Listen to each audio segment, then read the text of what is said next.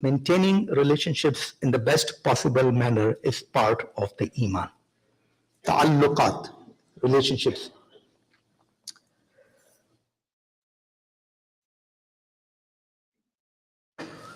Now, I will read from the Khutba and just translate it.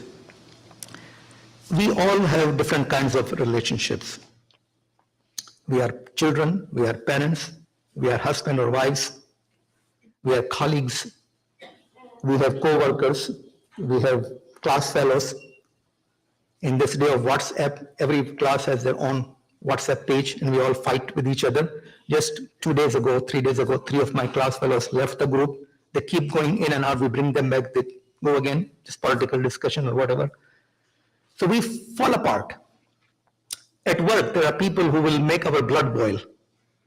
Your boss may be upset with you because you had a fight with his wife, or you may be upset with some of your colleagues because you had a problem with your kids. We all put each other on an edge. And sometimes when a bad incident happens, we forget the good days, the good times that we spent together, or what someone has done for us. How should we maintain that relationship with each other? Because it is part of the Iman. So one thing is that first example will be that if you have a friend and then he said something or he posted something that you didn't like, he didn't like the politician that you admire or something like that, at that time, recall the good times that you spent together. Okay? Remember the occasions when he made you laugh. Remember the tears he shed with you when you were hurting.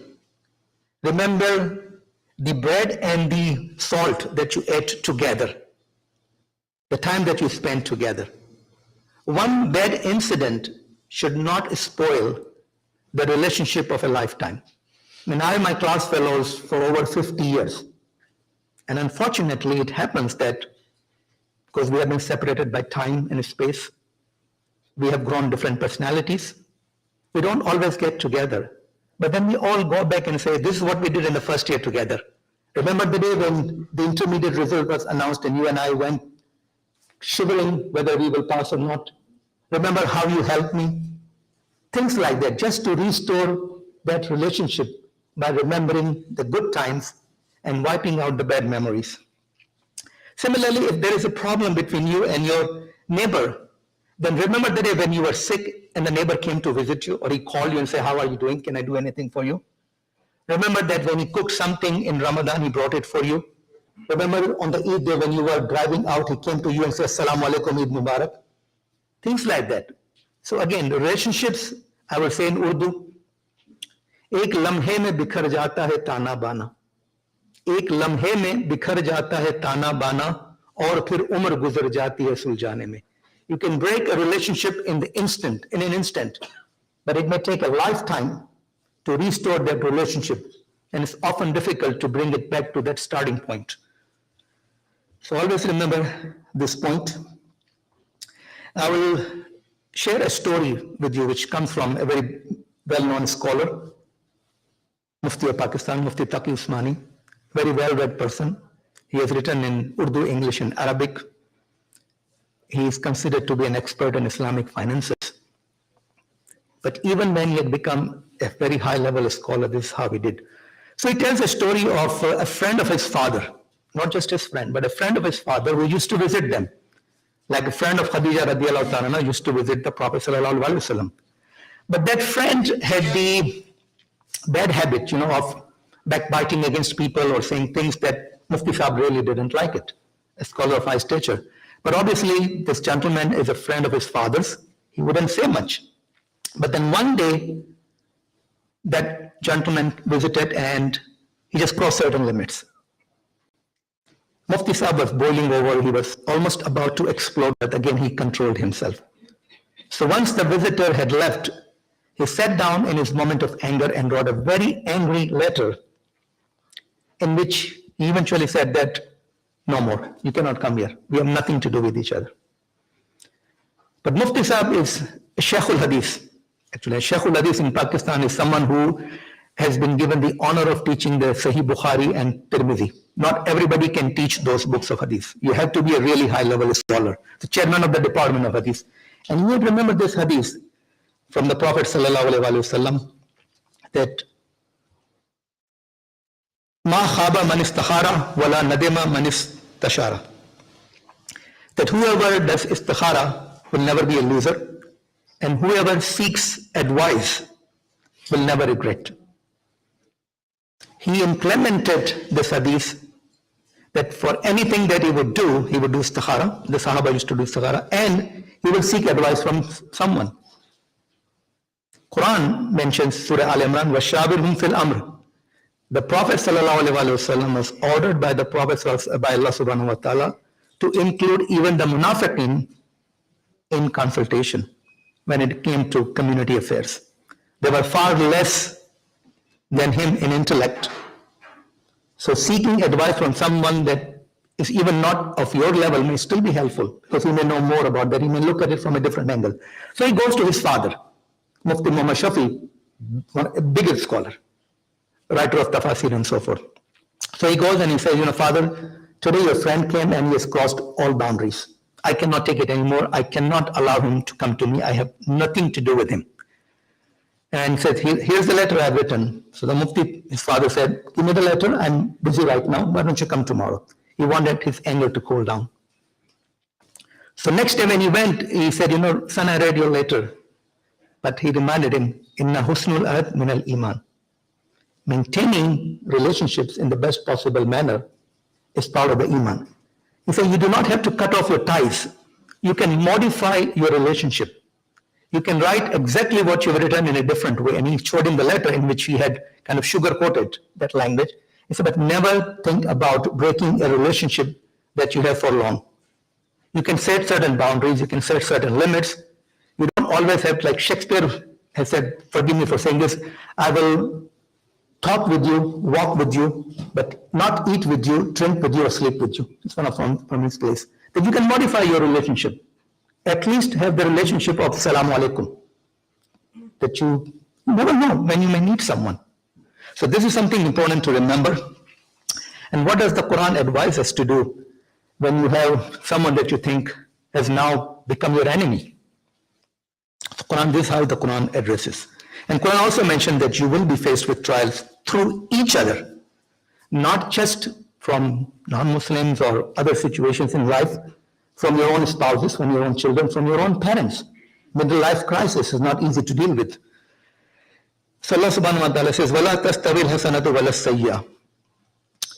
Good deeds and bad deeds, goodness and evil are not equal. They cannot be equal.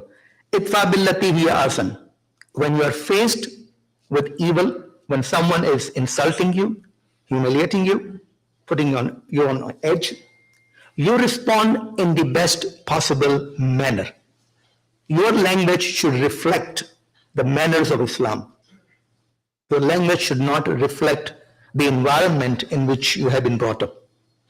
The environment has a big impact on all of us, but I was listening to some of the lecture series recently that most of the time we feel that the environment has a much stronger impact upon us. But there are people who actually have more effect on their impression and influence on environment. Look at the life of the Prophet ﷺ.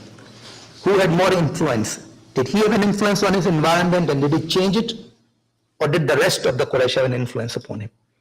So sometimes your own personality, your own principles that you're holding on to, your own religious beliefs can make you such a strong personality that instead of being influenced by your environment, you can influence, you can change the environment. If not the environment, you can change one individual, if not another individual, at least yourself.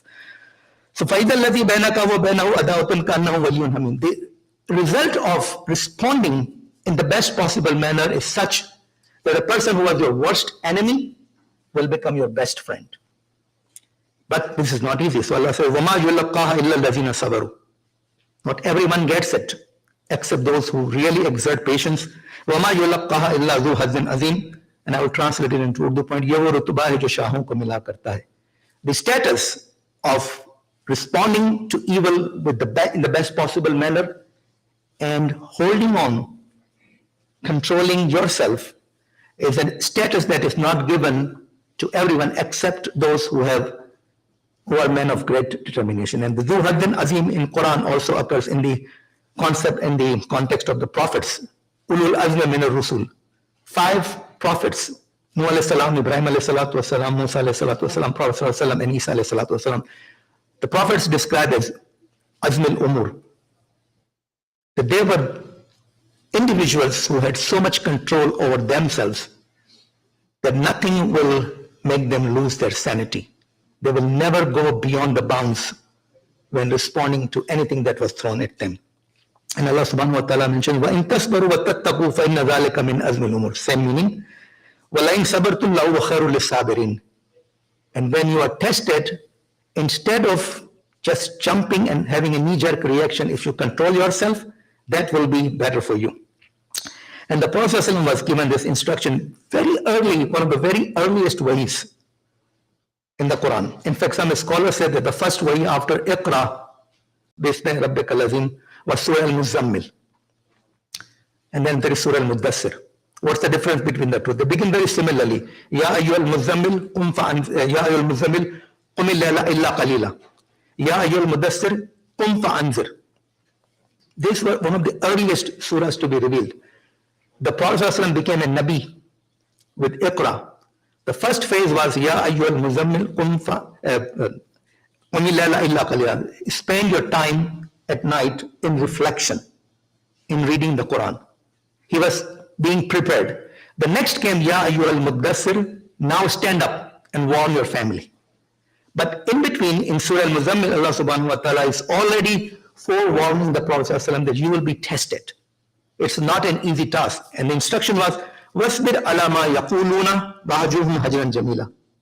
Be patient, regardless of how they address you. And leave them alone, but Jameel, beautiful way. You don't brush them away. You may want to avoid them, but avoid it in a way that's still beautiful, that still maintains the relationship, that still keeps the door open through which you can approach them. أقول قولي هذا واستغفر الله لي ولكم ولذكر الله أكبر.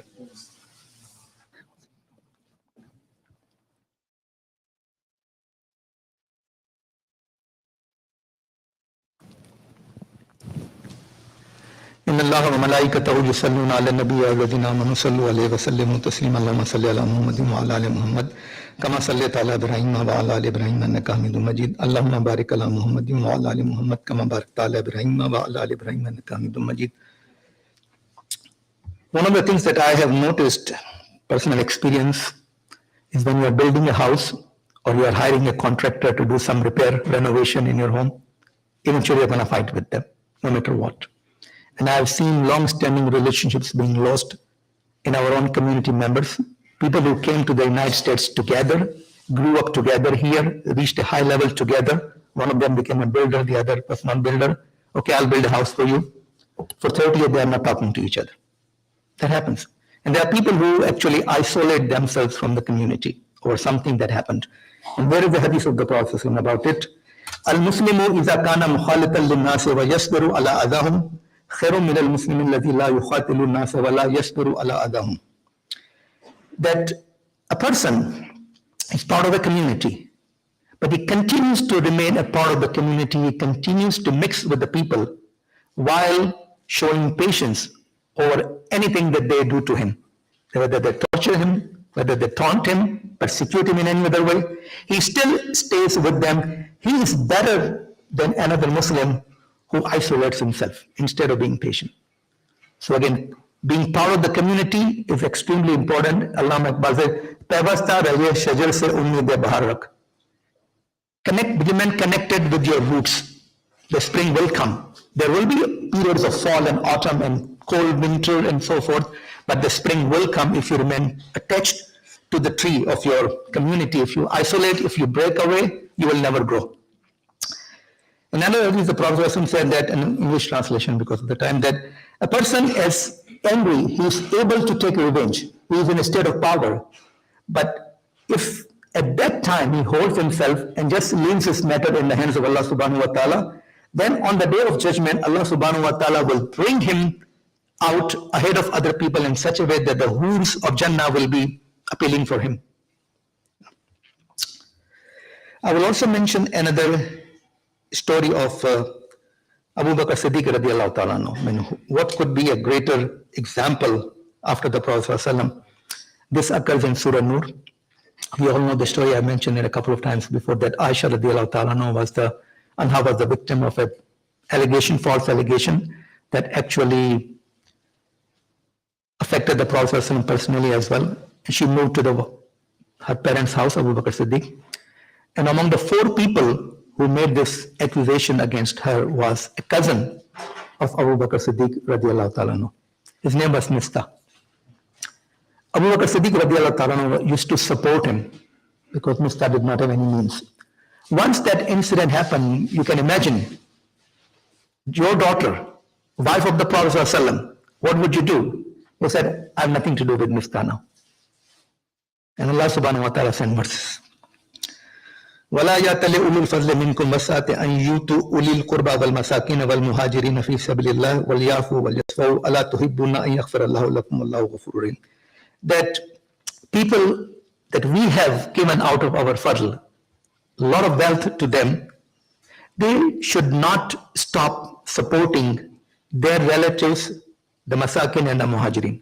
Now look at the 3 categories that Allah subhanahu wa ta'ala has mentioned and in what order they are coming. First is ulil qurba, your relatives. Doesn't say Muslims or non-Muslims. Then masakin, needy people. Doesn't say Muslims or non-Muslims. Then muhajirin. And you would think that the muhajirin will be at the top.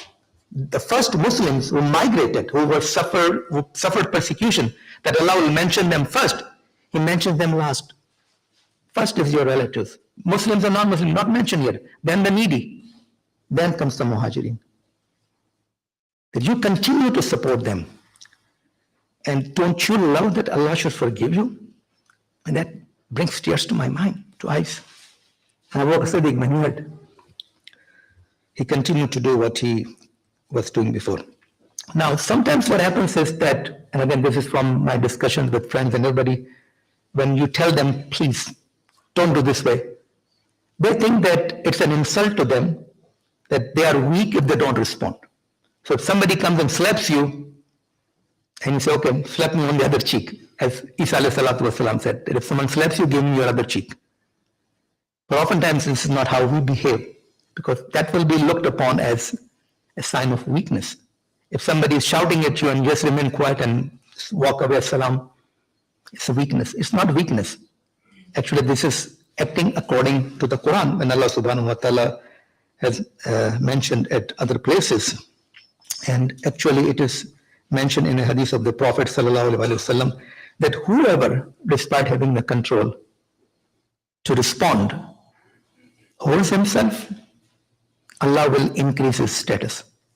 Allah will increase his izzah, his honor, his strength. So it's not a sign of weakness if you don't respond. وَإِذَا مَرُّوا بِاللَّغْوِ مَرُّوا كِرَامًا وَإِذَا خَاطَبَهُمُ الْجَاهِلُونَ قَالُوا سَلَامًا. When they pass by any indecent behavior, they pass by in an honorable fashion. And when people address them in an ignorant manner, their only answer is peace. So may Allah subhanahu wa ta'ala give us the ability to act upon the instructions of the Quran and the Prophet sallallahu alaihi wasallam. A few years ago, when we approached the town of Dudley from Worcester to have a cemetery of our own, they declined us, and they said these people will be bringing the terrorists from Afghanistan and burying them over here, and there will be so much traffic and so much rush and so forth. At that time, we did win the case anyway, but we didn't go there. And then we got an offer from Hope Cemetery in Worcester, and they allocated an area for us. They gave us initially 32 graves, and now they have given us a plot with about 1,500 graves. At that time, they asked us, how many deaths are in your community on an average? At that time, there were about 10. Last year, we buried 22 people. Okay. And just this morning, as I was driving, Ijaz texted me a couple of days ago as well. There are 3 people, 3 brothers in this community who passed away. We'll be making dua for all of them. One of them was Brother Ashraf or Ash. He belonged to the Acton, Boxborough Regional Islamic Center, leaving behind 2 daughters. The second is really a tragedy in Worcester. A young man from Morocco, you might have read in the newspaper, Mohammed Gashali. He passed away. He has also left behind 2 or 3 daughters. His wife doesn't work. He was buried yesterday in the Hope Cemetery. And just this morning, Brother Aftab Ahmed, husband of Sister Rukhsana Ahmed and father of Dr. Rasnia Ahmed, passed away peacefully last night. Dr. Rasnia Ahmed is an oncologist, hematologist, and oncologist, and she trained at St. Vincent's and did her fellowship at UMass. Brother Aftab Ahmed will be buried tomorrow in Hope Cemetery after Dhuhr prayer, and his Salatul Janazah will be in one of the Worcester most, probably I think Worcester Islamic Center. So we'll make dua to Allah subhanahu wa ta'ala for their forgiveness and the forgiveness of everyone else. اللهم رب الناس أذهب الباس اشف أنت شافي لا شفاء إلا شفاك شفاء لا يغادر سقما إنا لله وإنا إليه راجعون اللهم اغفر لهم وارحمهم وأدخلهم في جنة الفردوس اللهم أعذهم من عذاب القبر ومن عذاب النار اللهم اغسلهم بالماء والثلج والبرد اللهم نقهم من الخطايا كما نقيت الثوب الأبيض من الدرس اللهم اغفر لحينا وميتنا وصغيرنا وكبيرنا وشاهدنا وغائبنا وذكرنا وأنثانا. Ya Rab, we beseech to your mercy in the name of your Prophet sallallahu alaihi wasallam that you forgive our brothers who have passed away, our sisters who have passed away. Make their graves wider, enlighten their graves, forgive their sins and shortcomings, increase their darajat, make their grave wide, make it light for them. Make it easy for them to go through the process of accountability when the angels descend in the qabr. Make it easy for them on the day of Hashr when they face you. Make it easy for them when they are passing out the Sirat. Give them the opportunity of drinking of the Hawd al-Kawthar from the hand of the Prophet sallallahu alaihi wasallam. Enter them into Jannatul Firdaus in the company of Nabiyyin wa Salihin wa Siddiqeen. Gather them together with their families in the Jannatul Firdaus so that they can see their family, which will be the coolness of their eyes. For Allah subhanahu wa ta'ala guide their progeny to make dua for them, to do some sadaqah jariyah for them. Allah subhanahu wa ta'ala make things easy for all of us. Everyone is suffering, everyone has a story of his or her own. Accomplish the missions, the right mission of people who are working towards their degrees or towards their career. Make it easy for them. Grant good jobs to them who are looking for jobs. Give job security to those who are working. Increase the halal risk of the people who are working. Make the children the coolness of their eyes. Allah subhanahu wa ta'ala guide our children, our youth. Keep them on the right path of Islam and make them the source of coolness of our eyes and make them a source of sadaqah jariyah for all of us. إن الله يأمر بالعدل والإحسان وإيتاء ذي القربى وينهى عن الفحشاء والمنكر والبغي يعظكم لعلكم تذكرون وأقيموا الصلاة.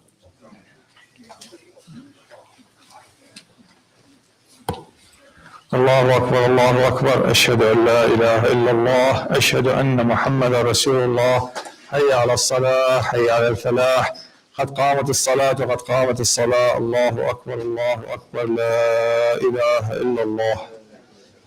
La ilaha illallah. Make your line straight.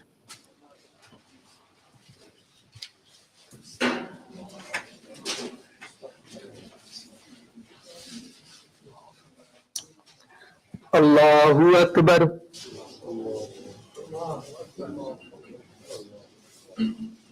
Alhamdulillahi Rabbil Alameen. Ar-Rahmanir Rahim. Maliki Yawmiddin. إياك نعبد وإياك نستعين اهدنا الصراط المستقيم صراط الذين أنعمت عليهم غير المغضوب عليهم ولا الضالين.